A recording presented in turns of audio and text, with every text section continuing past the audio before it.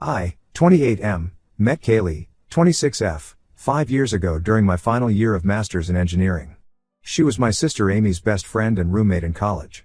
Amy always talked about how amazing Kaylee was and how we would be perfect for each other. I wasn't interested in dating at the time since I was focused on finishing my degree, but Amy insisted I meet Kaylee at least once. The first time I saw Kaylee was at a college party Amy had organized. Kaylee was studying psychology and had this way of making everyone around her feel comfortable. She was intelligent, funny, and could hold conversations about almost anything. We ended up talking the entire night about everything from our favorite bands to our career goals.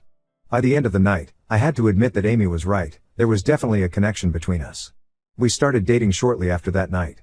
Kaylee would come over to my apartment to study, and I'd help her with math while she helped me understand people better. She had this natural ability to read people and situations, which I always admired. Our relationship progressed quickly, and within 6 months, we were practically living together. After graduation, we both got lucky with job placements in the same city. I landed a position as a mechanical engineer at a manufacturing plant, while Kaylee got a job as a counselor at a local high school. We decided to make things official and moved in together. 2 years later, we got married in a small ceremony with just family and close friends.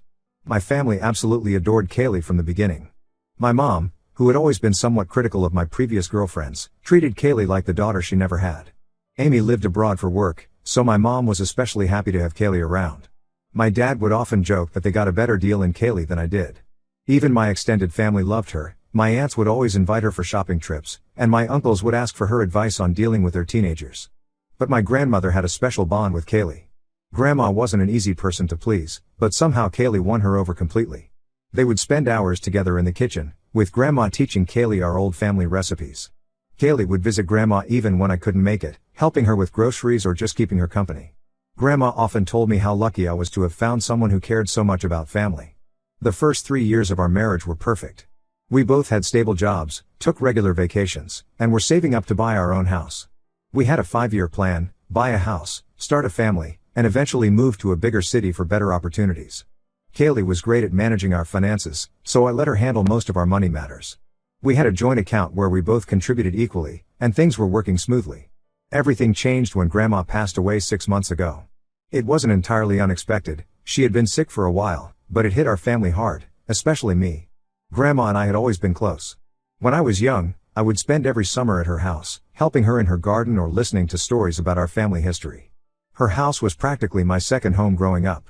The real shock came during the reading of her will. Grandma had left her house to me. It was a beautiful Victorian-style home, well-maintained and in a prime location, worth around $800,000. She left some money and her jewelry collection to Amy, which seemed fair since she already had a successful career abroad. My parents didn't have any issues with this arrangement as they were financially comfortable with their own home and savings. When we got home after the will reading, Kaylee was unusually quiet. Later that night, she started talking about how this was a great opportunity for us. She suggested we sell the house and use the money as a down payment for a property in Oakwood Heights, an upscale neighborhood she had been eyeing. Her argument was that we could get a bigger, more modern house in a prestigious area, which would be better for our future kids. I was surprised by her suggestion. I had always talked about how much Grandma's house meant to me. It wasn't just a property, it was where I had grown up, where all our family gatherings happened, where I had my first birthday party, where I learned to ride a bike in the backyard. I told Kaylee I wanted us to move in there instead of selling it. This led to our first major argument. Kaylee insisted the house was too old and would need expensive renovations. She complained about the neighborhood, saying it wasn't as prestigious as Oakwood Heights. She talked about resale value and investment potential. When I pointed out that the house was mortgage-free and in good condition, she accused me of being stuck in the past. The arguments continued for weeks. Kaylee became increasingly hostile, making comments about how I was too emotionally attached to material things. She started suggesting that Grandma had been manipulative by leaving the house to me instead of dividing it equally between me and Amy. These comments hurt deeply because she knew how close I was to Grandma. What really caught me off guard was when Kaylee started involving my family. She went to my parents, crying about how my attachment to the house was affecting our marriage. She told them I wasn't considering our future or her feelings. To my shock, my parents took her side. My mom started calling me daily, telling me I needed to think about my marriage and that Grandma would have wanted us to use the house to build a better future. Even Amy, who usually supported me in everything, told me I was being unreasonable. Kaylee had apparently been messaging her regularly about our fights, painting me as someone who was letting an inheritance destroy our marriage. The only person who seemed to understand was my grandfather, but he lived in another state and wasn't actively involved in our daily lives. Things reached a breaking point last month when Kaylee gave me an ultimatum: Either we sell the house, or she would move out temporarily to give me space to think about our future. When I still refused to sell, she packed her bags that night and went to stay with my parents. Since then, my entire family has turned against me. My mom calls daily to tell me I'm being selfish. My dad has threatened to cut contact if I don't apologize to Kaylee. My aunts and uncles, who once treated me like their favorite nephew, now barely speak to me. They all think I'm choosing a house over my wife's happiness. I'm now living alone in our apartment while Kaylee stays with my parents. My family only contacts me to criticize my decision. Kaylee has somehow convinced everyone that I'm the villain in this situation. The worst part is that she's now talking about putting the house on the market without my consent, claiming it would be best for everyone involved. I feel completely isolated and betrayed, not just by Kaylee but by my entire family. Should I give in to keep my family together? Or should I stand my ground and risk losing everyone? I feel like I'm going crazy being the only one who sees the situation differently. Update 1. The situation has gotten much worse. It's been 3 weeks since my last post, and what I've discovered has left me questioning not just my marriage but everything I thought I knew about Kaylee. After Kaylee moved out to stay with my parents, I started looking through our financial records. Something felt off about the way she had been acting about money lately. She had always handled most of our finances since she was better at it than me, and I trusted her completely. That trust turned out to be a huge mistake. When I logged into our joint account, I noticed something strange. Large sums of money had been withdrawn over the past 4 months, ranging from $2,000 to $5,000 each time. These weren't our usual expenses. In total, almost $45,000 had disappeared from our joint savings without my knowledge. I initially thought there must be some mistake or our account had been hacked. I called the bank immediately. They confirmed that all transactions were legitimate and had been made using Kaylee's card and credentials. The money had been transferred to another account, but due to privacy policies, they couldn't give me more information. When I asked about the possibility of fraud, they told me that all transfers had been done from recognized devices and locations we frequently used. I tried calling Kaylee multiple times to ask about the money, but she wouldn't pick up my calls. I finally drove to my parents' house to confront her. When I arrived, only my mom was home with Kaylee. The moment I mentioned the money, Kaylee burst into tears. My mom immediately went into protective mode, telling me I was harassing Kaylee and needed to leave. Before my mom could push me out, I showed her the bank statements on my phone. Even she looked shocked at the amount. Kaylee, still crying, claimed she had been saving the money for our future house in Oakwood Heights. But that didn't make sense. We already had a separate house fund that we both contributed to monthly. When I pressed further, my mom suddenly seemed uncomfortable. She asked Kaylee to go upstairs so she could talk to me alone. What my mom told me next made my blood run cold. Kaylee had been consulting with a lawyer about forcing a sale of my grandmother's house through legal means. She had been using our joint savings to pay for legal consultations and to build a case against me. I couldn't believe what I was hearing. My own mother had known about this and hadn't told me. When I confronted her about keeping this from me, she defended herself saying Kaylee had convinced her it was the only way to save our marriage. According to Kaylee, I had become obsessed with the house to an unhealthy degree, and this was affecting my judgment. The more I dug, the worse things got. Kaylee had been keeping detailed records of all our arguments about the house. She had been writing emails to herself documenting what she claimed was my emotional instability and unhealthy attachment to material possessions. She had even recorded some of our conversations without my knowledge. I later found out through a mutual friend that Kaylee had been spreading rumors about me in our social circle. She told people I was financially controlling and emotionally abusive. She claimed I was preventing her from advancing in life by forcing her to live in an old house she didn't want. Several of our friends, people I had known for years, started distancing themselves from me. Some even blocked me on social media. The situation got even more bizarre when I went back to our apartment to get some more of my clothes. My key wouldn't work. Kaylee had changed the locks without telling me. When I called her about it, she said it was for her safety because I had been acting unpredictable lately. She said she would have someone drop off my things at my office. I couldn't believe this was the same woman I had married. The Kaylee I knew would never do these things. But apparently, that Kaylee never existed. My mom tried to justify Kaylee's actions, saying she was just scared and desperate. My dad, when he found out, said I had driven her to take these measures by being stubborn about the house. I finally decided to protect myself and hired a lawyer. The moment my family found out, they accused me of escalating the situation unnecessarily. My dad called me in a rage, saying I was turning a simple property dispute into a legal battle. He couldn't understand that I was just defending myself against whatever Kaylee was planning. The only person who started seeing things differently was my sister Amy. When I told her about the missing money and the secret legal consultations, she finally began to question Kaylee's motives. Amy admitted that Kaylee's recent behavior didn't match the friend she thought she knew. She's now trying to talk sense into our parents, but they're so thoroughly convinced by Kaylee's version of events that they won't listen. My grandfather called me yesterday after hearing about everything. He suggested I dig deeper into Kaylee's background, saying something about her behavior seemed calculated rather than emotional.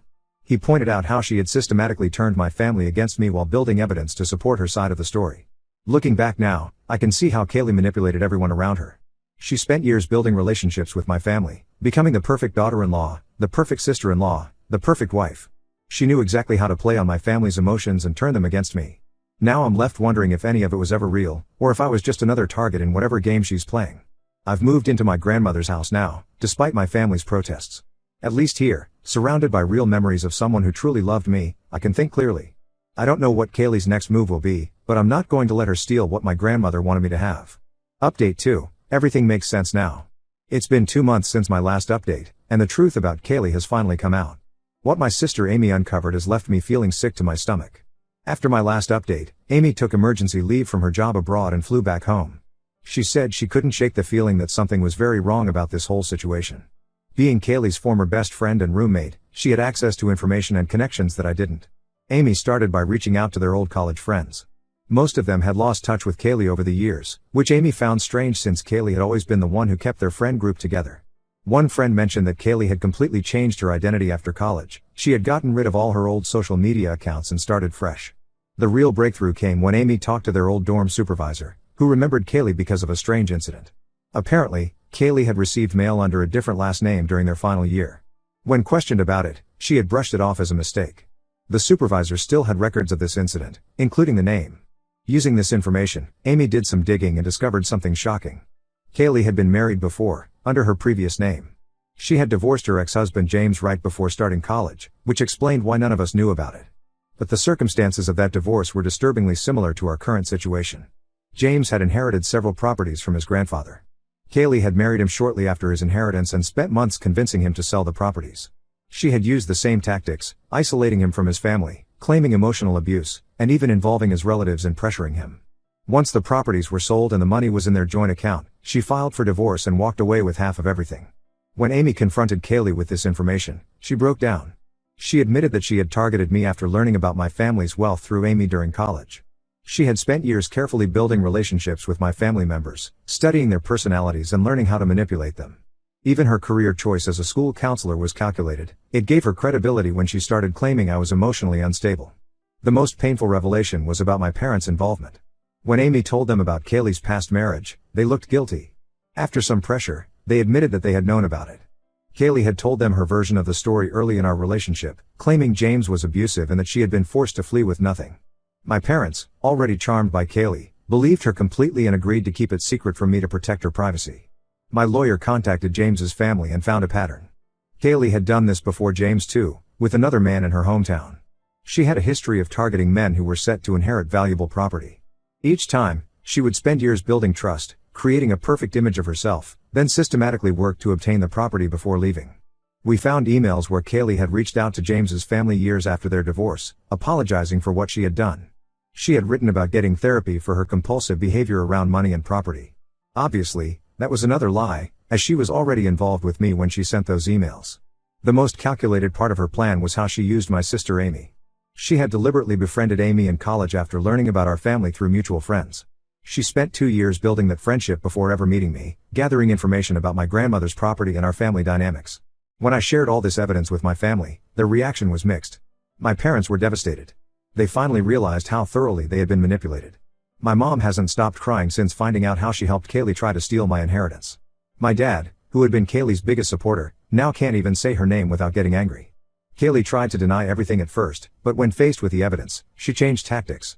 She started calling my family members, crying and claiming she did it all because she truly loved me and wanted a better life for us. Nobody's buying it anymore. I filed for divorce. Kaylee tried to contest it, still playing the victim, but my lawyer has built a solid case with all the evidence we've gathered. Her previous marriages, the hidden bank transfers, the manipulated recordings, everything shows a clear pattern of deception and fraud.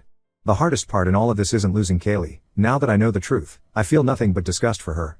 The hardest part is rebuilding trust with my family. They chose to believe Kaylee over me, their own son and brother. They actively helped her try to steal what my grandmother wanted me to have. That betrayal will take a long time to heal. Update 3. 6 months have passed since my last update. The divorce is finally complete, and thanks to my grandmother's insistence on a prenup, she was wiser than I ever knew. Kaylee walked away with nothing from my inheritance. My lawyer also managed to recover about half of the money she had taken from our joint account. After the truth came out, Kaylee tried everything to salvage her image. She showed up at my office crying, sent long emails to my family explaining how she was a changed person, and even tried to get our old mutual friends to convince me to reconsider the divorce. When none of that worked, she turned nasty. She threatened to ruin my reputation at work, tried to claim I had been abusive during our marriage, and even attempted to contact my grandmother's lawyer to contest the will. None of her attempts worked. Her previous pattern of behavior was too well documented, and her lies fell apart under scrutiny. Last month, she finally moved to Arizona. I heard through Amy that she's already engaged to someone else, a real estate developer who recently inherited his father's business. I almost felt like warning him, but my lawyer advised against any contact with her. The relationship with my family is slowly healing, but it's different now. My parents have been trying to make amends. They sold their house and moved closer to me, hoping to rebuild our relationship. My mom comes by every weekend to help with the house renovations, and my dad has been teaching me about property maintenance. They're trying, but there's still this underlying tension. Every time they apologize, I can see they're haunted by how easily they turned against me. Amy moved back temporarily to help sort things out. She still carries a lot of guilt for introducing Kaylee into our lives. She's been my strongest support through all this, helping me renovate the house and keeping me company when things get too quiet. She's also been instrumental in helping our parents understand the depth of their betrayal and what they need to do to rebuild trust. The house renovation has become a family project of sorts. While clearing out the attic, we found boxes of old photographs. There was one of my grandmother standing in front of the house when she was my age, with my grandfather and their young children. Seeing that photo confirmed I made the right decision in keeping the house. This place isn't just property, it's our family's history. My extended family has also been trying to make amends. My aunts and uncles, who had sided with Kaylee, now avoid mentioning her name around me. They send occasional texts checking in, but our relationships remain distant. I'm not sure if things will ever go back to how they were before, but maybe that's not a bad thing. This experience has taught me a lot about setting boundaries, even with family. Surprisingly, my grandfather has become my closest confidant. He calls regularly to check on me and share stories about my grandmother. He told me she had insisted on the prenup because something about Kaylee reminded her of someone from her past, a woman who had married her brother for his money and left him broke. I wish I had paid more attention to those subtle warnings. The whole experience has changed me. I'm more cautious now, but not bitter. I've learned that sometimes being painted as the villain by everyone doesn't mean you're wrong. Standing your ground, even when it feels like the whole world is against you, can be the right thing to do. I lost my wife and temporarily lost my family's support, but I protected what mattered to me, and the truth eventually came out. I'm still living in my grandmother's house, slowly making it my own while preserving her memory. Every room holds stories of our family, and now I'm adding my own chapter to its history. It's not the life I imagined having at 28, but it's authentic, and that's worth more than any fake perfect marriage.